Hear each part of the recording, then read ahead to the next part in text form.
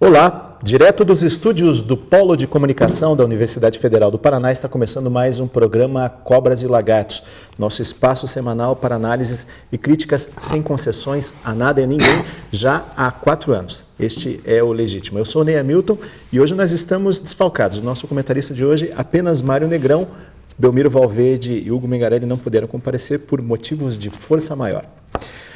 Mário Negrão. Como dizem os americanos, the show must go on. O show deve continuar. Vamos lá.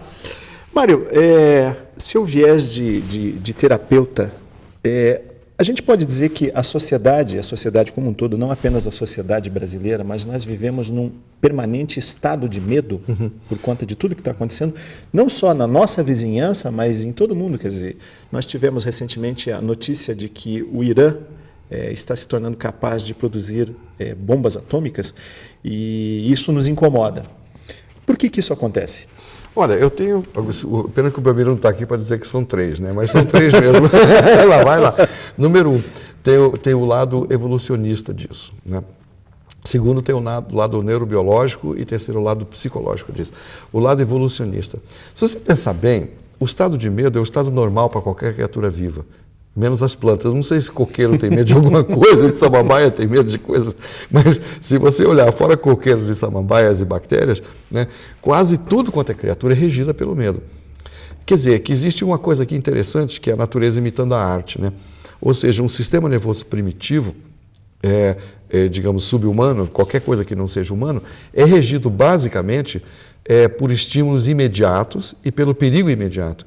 Então, se você pensar assim, como que deve ser a vida de uma formiga? Deve ser um pânico total o tempo todo. Como deve ser a vida de uma morsa, né? 90% do tempo ela está sendo perseguida por alguma coisa ou está enfrentando algum perigo. Ou seja, o estado de medo é natural para todas as criaturas vivas. O ser humano é que ousa sonhar em quebrar esse ciclo.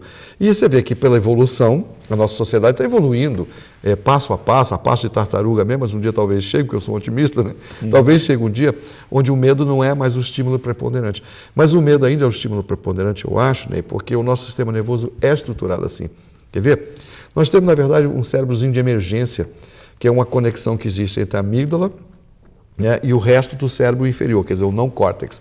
Toda vez que você se expõe a um perigo, existe um momento... Todo mundo sabe que esse negócio de contar até 3, né? Esse contar até 3 é verdadeiro, porque você, quando está, digamos, perante uma cobra venenosa, no primeiro minuto, um complexo amigdaliano, que é essa parte que toma conta na hora do perigo, desliga o córtex cerebral. Ou seja, você fica menos inteligente, menos discriminativo, não raciocina tão bem e não julga tão bem, porque você está em perigo. O que acontece é que você fica focalizado naquele perigo e durante 1 minuto e pouco você raciocina muito mal. A única coisa que você pode fazer é lutar, fugir ou se submeter, né? Então isso é um fenômeno. Você pode ver que na maior parte do tempo a sociedade é assustadora porque o nosso cérebro talvez seja assustador. Mas você falou do medo do ponto de vista atávico. Atávico, exatamente. Né? Mas e quando ele se torna um fenômeno social? Esse é o segundo lado. Ou seja, se você parar para pensar bem, todo o esforço da sociedade é para diminuir o perigo. Se você pensa bem, por que eu não estou morando agora numa caverna e comendo um tigre dente de sabre de sobremesa? Porque é muito difícil, é muito penoso, é muito assustador e é muito arriscado para mim, né? Então, se você pensar bem, talvez a sociedade seja a maior construção antifóbica que a biologia já viu, né? Porque, na verdade, você pode ver que todo o intuito da sociedade é diminuir o perigo, o medo e a dúvida, né? Ou seja, o nosso cérebro está lentamente se adaptando a uma sociedade onde o medo não é a força, digamos, motriz principal da vida. Mas, por enquanto, ainda é para nós. Então, aí fica a história do ovo e a galinha. O que veio primeiro, né? A sociedade ou o cérebro? Eu acho que a nossa mente é que molda essa sociedade. Então, a sociedade só vai ser menos assustadora quando a gente evoluir, né? Esse é o lado neurobiológico, né? Bom, e com relação realmente ao lado cultural, porque se nós vivemos nesse estado de medo é porque existe toda uma rede de informações que faz com que esse medo seja cada vez ou constantemente induzido dentro de nós. Nós somos induzidos pelo medo, quer dizer, nós temos medo dos nossos vizinhos, nós temos medo de sair à rua, de deixar o vidro do carro aberto porque alguém pode assaltar, nós temos medo das bombas do Irã, que não foram nem construídas ainda, mas nós já temos medo delas, dos homens-bomba. Quer dizer, esse medo cultural instalado, de um modo geral, em toda a sociedade, isso tem tem como combater? Isso não pode virar uma doença social? Mas já é uma doença social, porque se você for ver o próprio fato pelo qual nós vivemos numa sociedade assim, é porque nós já estamos adaptados ao medo. Na verdade, se você for parar para pensar bem, quantas vezes, a gente pode perguntar para o telespectador aqui, quantos dias da sua vida você não sentiu medo de nada? Quantas vezes você se sentiu seguro? Tenho dinheiro no banco, o assaltante não vai me pegar, minha mulher não vai me deixar, os meus filhos não vão parar na cadeia. Eu vou ao dentista e não vai doer. Eu vou ao dentista e não vai doer. Quanto que a gente torce por isso, né? Quanto que a gente torce por isso para poder ter uma vida onde o medo está ausente. E eu acho até que, biologicamente, já podíamos ter conquistado isso. Só que entrou uma coisa interessante. Duas coisas, o mercado e a política. Ou seja, o medo é a maneira mais fácil de você dominar um povo. É só você criar uma situação de tensão que você vê que o país se unifica. O Brasil está esperando realmente, talvez, um momento de tensão, uma revolução, uma briga com o país vizinho, os americanos resolvem invadir Paranaguá, né, que todo mundo fica pensando. Vamos ficar com a Amazônia, né? A gente fica pensando nisso. Mas se algum dia a gente ficar livre dessa situação, nós voltamos para o nosso livre-arbítrio. Porque lembra, quando a amígdala começa a funcionar, o córtex desliga. Então é fácil você controlar pessoas através do medo. Então é sempre fácil pelas pessoas que estruturam o governo criar situações de medo. Veja, eles fazem isso com a taxa de juros, com o Selic, com a inflação. Eles vão amedrontando a gente o tempo todo. E ali entra uma outra retroalimentação que é o mercado. Eu não sei qual é a conta, mas para pensar quanto que o Brasil deve despender por ano em blindagem, companhia de segurança, armas de fogo, segurança pessoal, quantas coisas que deve se investir para que o medo diminua em nós. Então quer dizer que a sociedade, a política e o comércio fazem uma espécie de uma conspiração, que eu acho que não é consciente, né, mas ela existe nem por isso, que uma conspiração onde um retroalimenta o outro. Então, um país regido pelo medo é fácil de governar e fácil de vender coisa. Então, talvez esse hábito do ser humano está quebrando essa cadeia evolucionista. Porque pelas nossas continhas aqui, já estava tempo da gente estar vivendo bem, né? A gente já não precisava mais ficar com medo das coisas, nem estruturar uma sociedade em volta de medo. Mas ainda existe. Qual é o país que não tem exército? Poucos. Né? Qual é o país que não tem polícia? Nenhum. Então, a indústria do medo e a política do medo, eu acho que estão devagarinho substituindo a evolução. Bom, se nós voltarmos agora um pouco para o indivíduo e fazer uma comparação desse medo atávico que, de certa forma, até impulsionou a nossa evolução, mas e quando o medo, nos nossos dias, ele acaba paralisando, impedindo as pessoas de fazerem as coisas? Você sente muito isso no consultório? Eu sinto o tempo todo. E, na verdade, tem uma explicação neurobiológica para isso. Que, veja, quando você está perante um perigo, só tem 3 respostas. Né? Uma é um sistema chamado BAS, Behavioral Activating System. É um sistema de núcleos e de tratos que tem no cérebro que encaminham a gente para a resolução da necessidade. Porque se você vê, o medo é a iminência da frustração de uma necessidade ou a iminência de um perigo. Qualquer um dos dois serve, né? Quer dizer, você pode ficar com medo porque o teu dinheiro está acabando, ou você pode estar com medo porque um assaltante está querendo levar seu dinheiro. Então, são 2 coisas que podem fazer a gente ficar com medo. A ameaça da perda ou uma ameaça real. De qualquer maneira, esse BAS, esse sistema ativador de comportamento, ativa a gente para sanar a necessidade que está faltando. Por exemplo, você está com sede, então você vai em direção à água e bebe. O outro sistema é o sistema da luta ou da fuga. Quer dizer, quando essa necessidade não pode ser suprida, quer dizer, não tem água, ou não tem a comida que você quer, ou não tem a recompensa que você está buscando, então o segundo sistema entra, que é o Behavioral Inhibition System, que é um sistema que faz você ir para a luta ou para a fuga. Esse Behavioral Inhibition System também traz a terceira resposta, que é você se submete e abaixa a cabeça. Se você vê naqueles filmes da década de 40, aqueles havaianos em volta do vulcão, quando eles vão homenagear o Deus, é sempre através da submissão. Então, através de cada ameaça, existe a esperança da submissão. Ou seja, é aí que a política e o comércio entram. Onde as pessoas são acuadas pelo medo e ficam submissas. Qualquer pessoa assustada fica extremamente dócil e submissa, se ela não estiver lutando ou tentando lutar ou fugir. E quando a luta e fuga é impossível, a submissão é inevitável. Então, o medo é um excelente instrumento para se tocar um governo ou para se tocar uma economia. Se você quiser tocar isso de uma maneira primitiva. Eu acho que é o estado que nós estamos agora. Você vê no mundo inteiro, qual é o país onde as pessoas não têm medo? Será que na Suíça, talvez, as pessoas não têm? Será que na Suécia as pessoas têm medo?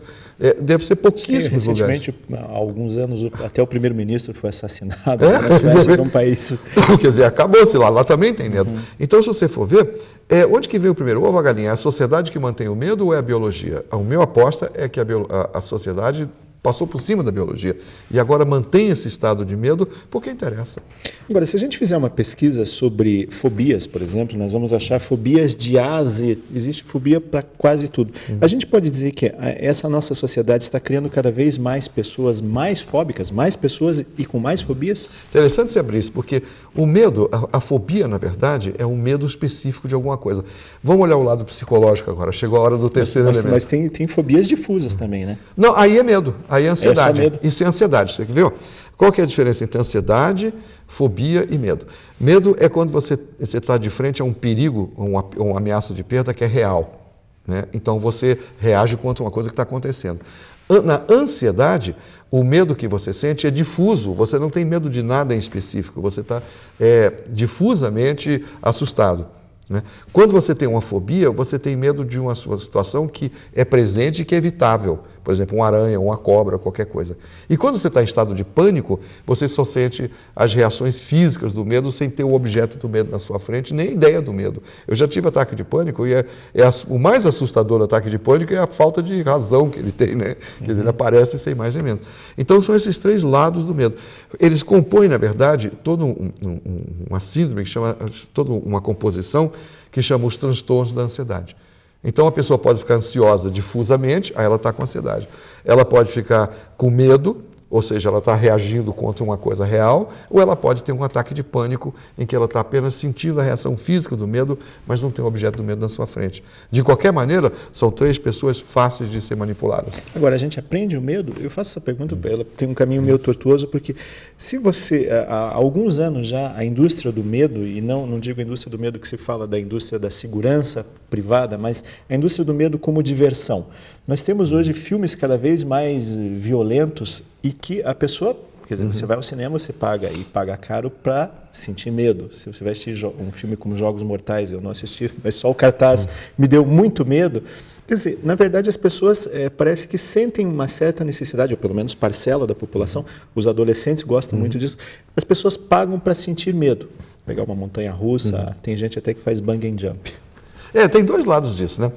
Tem o lado primeiro que é identificatório, quer dizer, as pessoas gostam de entrar em situações de medo porque eles se identificam com essas situações, porque o medo muitas vezes na mídia está juntado à coragem, a você ser destemido, então cria-se toda uma cultura onde o indivíduo violento, né, o indivíduo que sabe dar pontapé, que sabe dar soco, que sabe dar tiro, é o indivíduo que está mais preparado para lidar com o medo. Quer dizer que isso é um lado, né, psicológico do medo que faz com que o medo seja muito popular entre as pessoas e que se busca muito, com muita ansiedade, com muita vontade, ser assustado. Mas a outra coisa que eu acho importante é o seguinte, eu acho que as pessoas buscam montanha-russa, essas coisas, por causa um pouco da nossa insensibilidade. Se você for olhar, quando nós estamos, um dos sinais principais da depressão, a primeira questão que você pergunta para um deprimido é o grau de sensibilidade. O deprimido é insensível. Lembra que tinha uma música da Maísa que diz, todos dizem que eu fumo demais, que eu bebo demais, que eu dirijo meu carro no lago, cigarro. Né? Isso é da velha guarda. Da velha guarda, papo de velho. Né? Papo de velho. Papo de velho. É que essa música da Marisa diz muito bem o que é uma pessoa deprimida, uma pessoa insensível. Então, um soco na cara, cair de cima de uma montanha, entrar na montanha-russa, faz com que você sinta alguma coisa, porque nós estamos muito embotados. E outra coisa, a existência através do medo é sempre mais grifada, é mais acentuada. Então a gente busca a sensação do medo pela própria monotonia da vida. Então o medo faz parte da nossa vida. Veja que nós somos... Eu tenho uma tese própria minha que acha que o ser humano está viciado no medo. Como você pode ficar viciado numa droga, ou numa ideia, ou numa ideologia política, né? Você também pode ficar viciado no estado do medo. Porque, na verdade, é gostoso, titilita, né? A tua pressão sobe, a respiração fica... Você se sente mais vivo, né? Eu nunca entendi por que é mais fácil você ficar com medo do que ficar apaixonado. Porque, pela mesma razão, então, assim que os ladrões saem com pistola na rua, podia sair uma opção de gente se abraçando e se beijando. Você está colocando que o medo tem um certo caráter de tara, tem uma certa tara. Tem. As pessoas são taradas. Bom, se você vê o requinte com que Hollywood trata isso, eu acho que isso vai além da tara, né? Já vai além da tara. Qual que é a sua tara secreta no que diz respeito ao medo? Qual que é o medo que você gosta de sentir? O que eu mais gosto é medo de fantasma. Eu adoro filme de... Eu não gosto de violência. Eu odeio filme de violência, não gosto de filme de ação, de violência, eu não vejo nenhum. Porque eu trabalhei muitos anos em pronto-socorro, né? E quando eu vejo um cara daqueles levar um tiro, eu me lembro dos tiros verdadeiros que eu vi. E quem quisesse curar-se desse tipo de medo, passa uma tarde no pronto-socorro. Você nunca mais vai querer ver um filme do Steven Seagal, né? Porque você vai ver o que é um baleado realmente, ou o que é uma pessoa que caiu no prédio. O que é o sofrimento de verdade. O que é o sofrimento de verdade. Você nunca mais vai ficar contente com essa imitação barata do medo, né? Mas tem pessoas que se viciam no medo, né? Se viciam mesmo no medo, porque o medo vicia. O medo começa a dirigir sua vida. E tem uma coisa interessante sobre o medo, que eu sempre achei que a gente quase esquece toda vez. O medo traz uma diminuição do teu foco de cognição. O indivíduo que está assustado, ele pensa numa coisa só. Então ele é facilmente dominável, né? Quer dizer, uma pessoa que está com medo de passar fome, pão e dinheiro passa a ser um assunto predominante. Ele pode ver uma mulher bonita e nem quer saber dela, ele quer saber de pão e de dinheiro, né? Então, quando você coloca uma pessoa numa situação de penúria, esse medo faz com que o foco de atenção dela fique muito dirigido para um assunto só, para aquilo que está ameaçando. De novo, facilmente manipulável. Para encerrar esse bloco, pílulas de sabedoria do Dr. Mário Negrão. Qual que seria a forma mais fácil de combater o medo? Se é que existe uma forma fácil. Ok, eu acho que existe sim, não é fácil, é dificílimo, mas pelo menos é claro, é a ordem. Uma pessoa organizada, com a sua vida organizada, passa muito menos medo do que uma pessoa desorganizada. Porque se você for olhar, eu acho que, vou chutar um número aqui, mas eu acho que 70% dos nossos medos provém da nossa própria desordem. Ou seja, se você está com medo de ladrão, será que você não deixou a porta da sala aberta mesmo? A porta da casa aberta mesmo? Ou se você é um louco varrido com cartão de crédito, é bom você ter medo mesmo. Você vai entrar, você levanta várias vezes para ver se deixou a porta aberta e vira toque, vira transtorno. Aí a questão compulsivo, que é uma forma de lidar com medo. Porque a compulsão, quer dizer, o ato repetitivo, ele diminui o medo, né?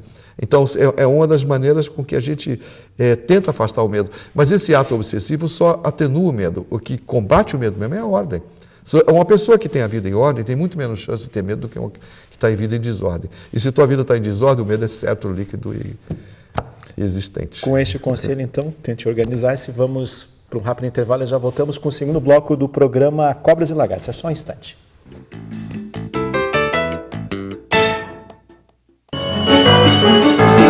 Confira a nova grade de programação da UFPR-TV. Toda segunda-feira, Saiba Mais e Vocação. Na terça, Marketing e Comunicação e Ciência. Quarta-feira, você assiste Persona e Em Tese. Na quinta, tem Caldo de Cultura e Olho Clínico. E na sexta-feira, Cobras e Lagartos e Olhar Acadêmico. Os programas inéditos são apresentados sempre a partir das 7 da noite e seguidos de reprise.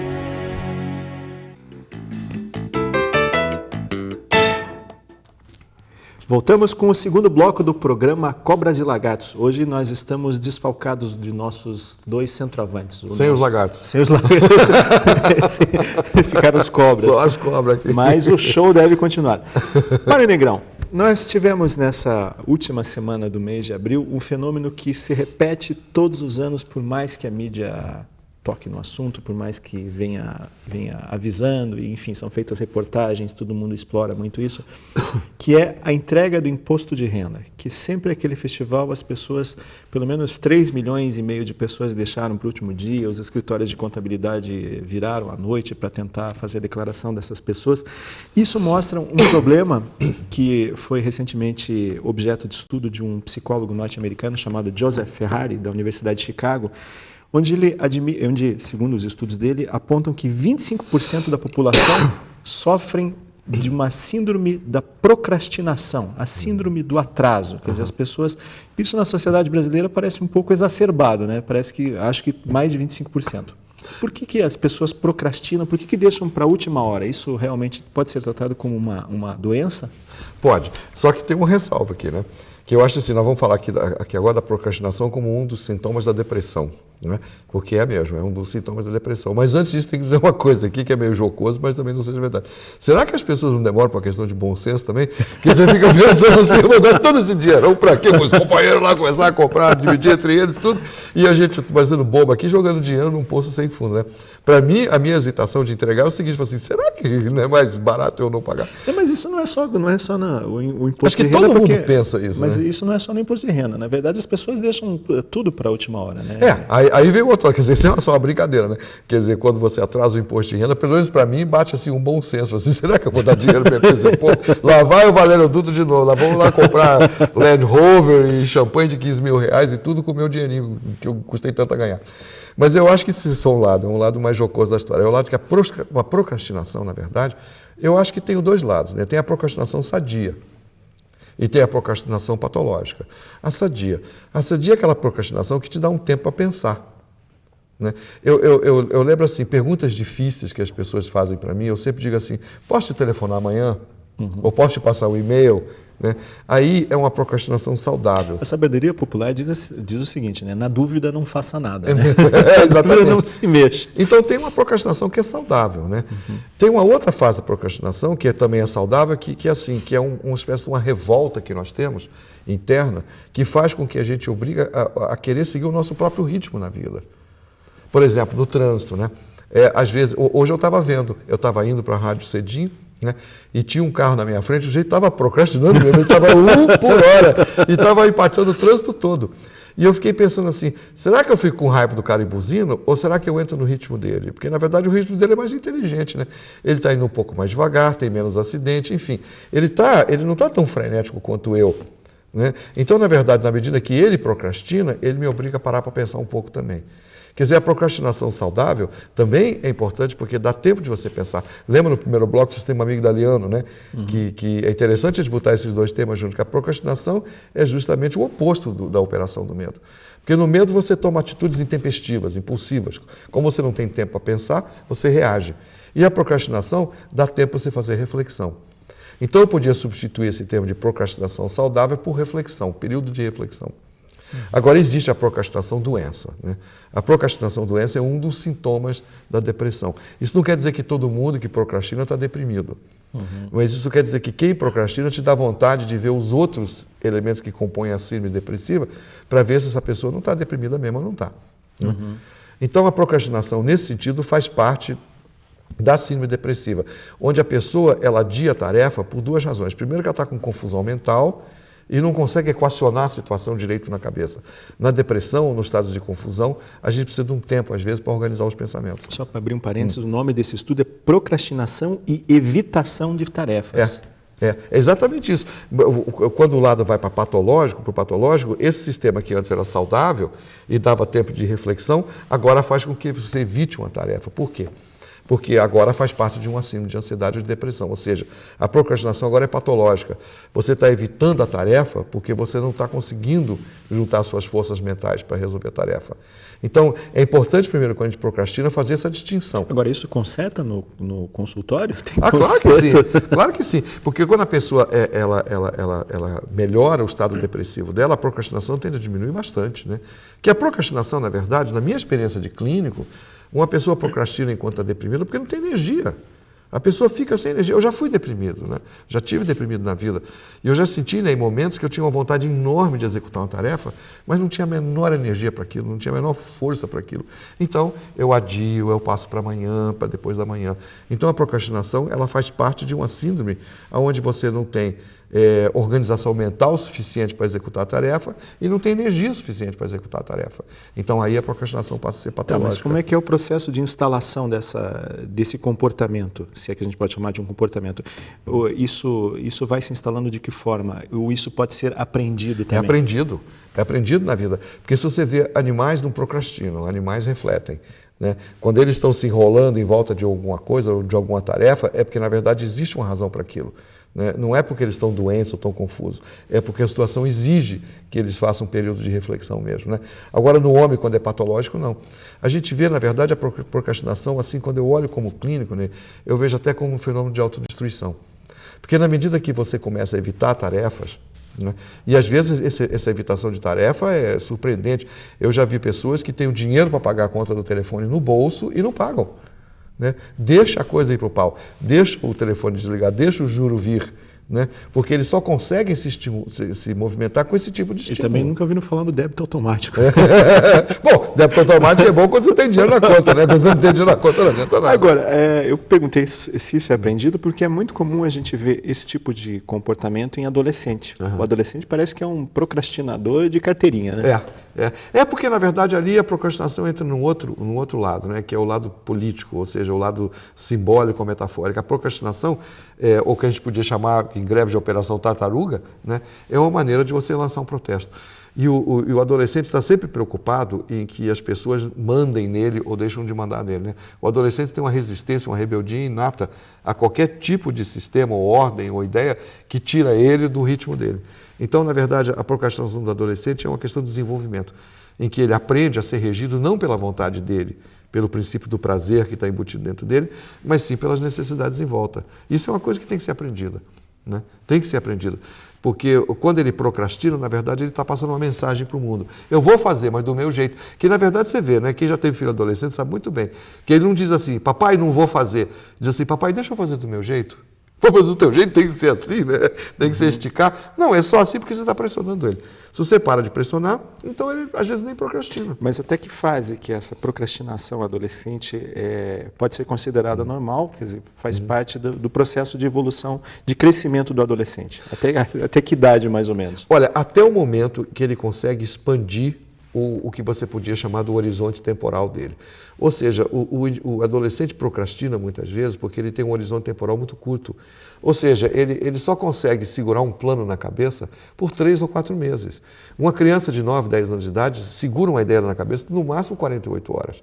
Você já notou que se você quer levar uma criança para a praia, e quer que ela se prepare de alguma forma, você não avisa uma semana antes. Uma semana antes ela esquece. Você avisa 24 horas antes de ir. Olha, amanhã nós vamos para a praia. Se apronta aí. Aí ele faz tudo direitinho. Mas se você avisar uma semana antes, ele não faz isso, né? Com 18 anos, o horizonte temporal é mais ou menos de 6 meses.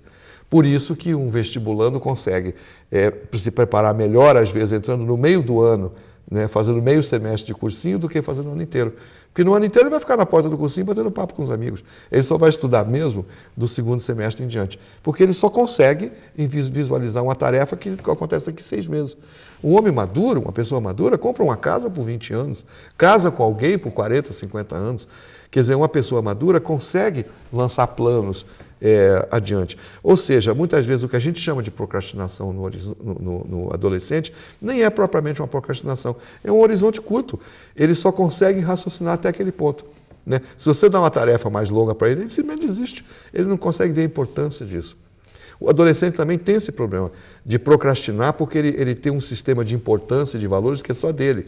Então, o que você pode achar que é muito valioso, por exemplo, entregar o dever de casa em dia, para ele pode achar que não é tão importante assim. Então, ele vai agir pelos valores dele. Então, no caso aí, é uma pseudo-procrastinação. Na verdade, ele está querendo assentar a personalidade dele indo contra a autoridade vigente. Bom, o estudo desse psicólogo norte-americano, Joseph Ferrari, ele fala que o procrastinador precisa de terapia. Mas em que momento? Quer dizer, como saber quando se procurar um especialista? Quando traz prejuízo pessoal. Por exemplo, algumas procrastinações não trazem prejuízos, né? Elas trazem atrasos mínimos, às vezes trazem até iluminações, né? O critério todo da psiquiatria hoje, que segue pelo DSM-4, né, que é o que rege todas as psicopatologias, ou pelo menos a maior parte das pessoas raciocinam em torno disso, o pensamento central do DSM-4 é esse. O que é patológico é aquilo que traz prejuízo social para a pessoa, quer dizer, traz prejuízo no funcionamento da pessoa. Se você procrastina, mas você é chefe, né, que não vai trazer nada para você vai procrastinar o tanto que você quiser, porque é a equipe que vai ficar apavorada com isso, não você.